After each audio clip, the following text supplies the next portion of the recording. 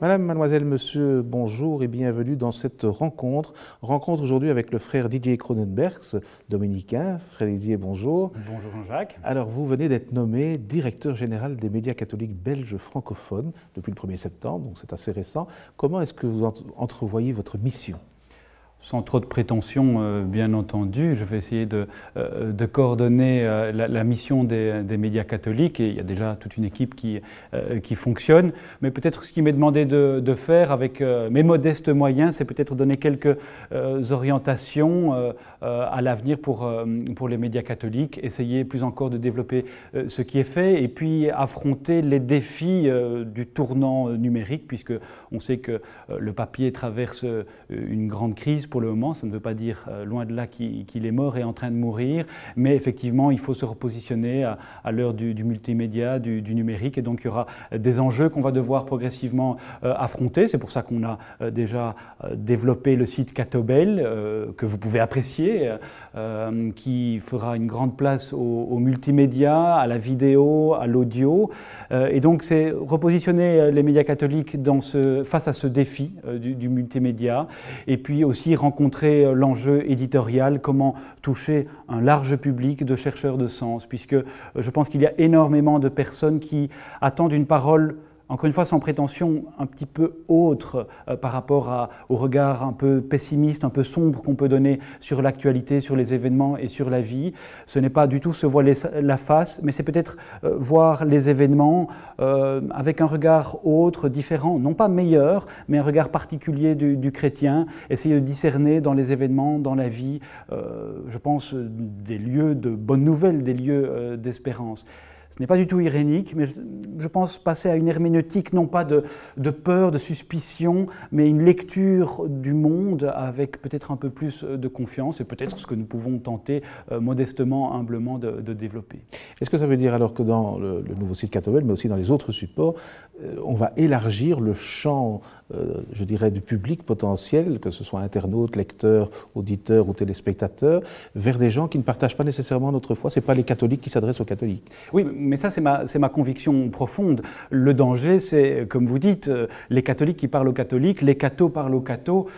Non, je pense que l'important, si une parole est juste, si une parole est ajustée, elle doit parler à tout le monde. Quand on regarde Jésus dans les évangiles, prenons la parabole du semeur, il utilise un langage qui parle à tout le monde. Ce n'est pas uniquement le langage de Dieu, un langage particulier. Donc tout l'enjeu, c'est essayer de donner une parole, de donner une lecture de la vie qui puisse être parlante, qui puisse avoir du sens, qui puisse être signifiante à pas simplement le cercle restreint des catholiques, des chrétiens. C'est tout simplement les questions de sens. Les catholiques, les chrétiens n'ont certainement pas le monopole du sens. C'est simplement une entrée en dialogue, une proposition de foi, de lecture consciente, confiante, lapsus révélateur, confiante de la vie qu'on peut tenter d'apporter. Donc moi je suis très sensible à cette ouverture, à cette entrée en dialogue, et puisque c'est une entrée en dialogue, il faut qu'il y ait du débat, il n'y a pas qu'une seule position. Moi je rêve d'avoir de plus en plus des regards chrétiens, confiants, catholiques sur l'actualité. Ce qui veut dire des regards, ça implique débat, dialogue, position contrastée, contradictoire. Ce n'est pas une unité qu'on recherche, c'est une unité dans la diversité, avec différentes opinions, différents regards.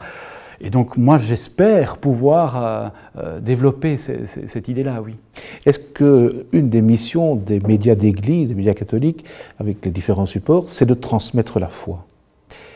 Oui, bien sûr. Il y a quelque chose à transmettre, il y a quelque chose à ne pas oublier, il y a un devoir de mémoire, il y a quelque chose à transmettre comme on transmet un enseignement aux enfants. Mais plus fondamentalement, je pense qu'il y a un paradoxe derrière cette expression. Transmettre la foi, c'est quelque chose qui ne se fait pas de manière automatique, et pour le dire de manière plus profonde, radicale, au risque peut-être de choquer certains, on ne transmet pas la foi. Au sens où on ne transmet pas le désir de vivre, le désir d'avancer, le désir de faire confiance.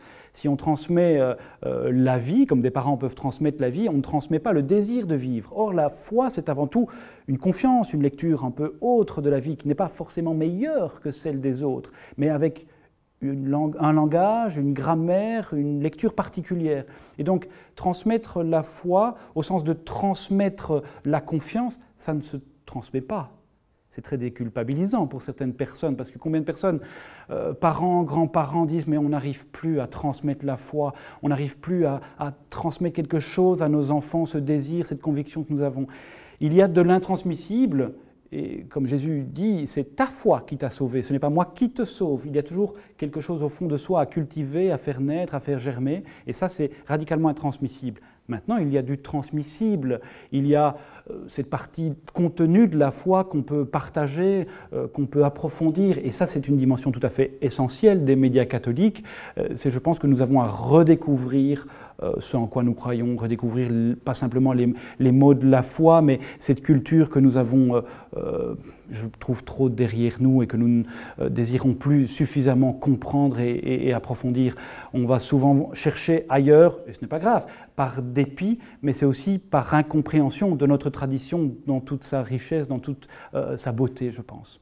Alors peut-être dernière question, dans le paysage médiatique qu'on connaît aujourd'hui, où finalement on reçoit beaucoup plus d'informations qu'on ne va la chercher, est-ce que les médias catholiques ont une place à prendre et à développer ?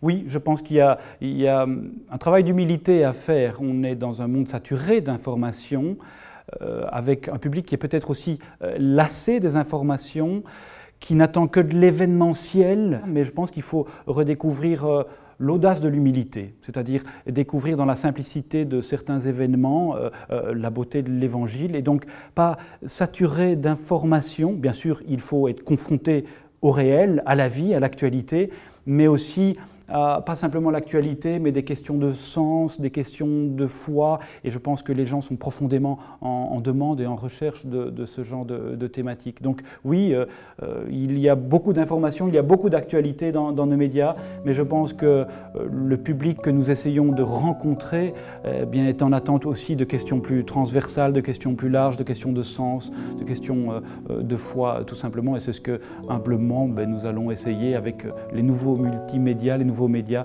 humblement de développer et de rencontrer. Eh bien, frère Didier, merci de nous avoir partagé votre vision. Quant à vous, je vous dis merci d'avoir regardé et suivi cette rencontre et au plaisir de vous rencontrer, bien sûr, dans une autre émission.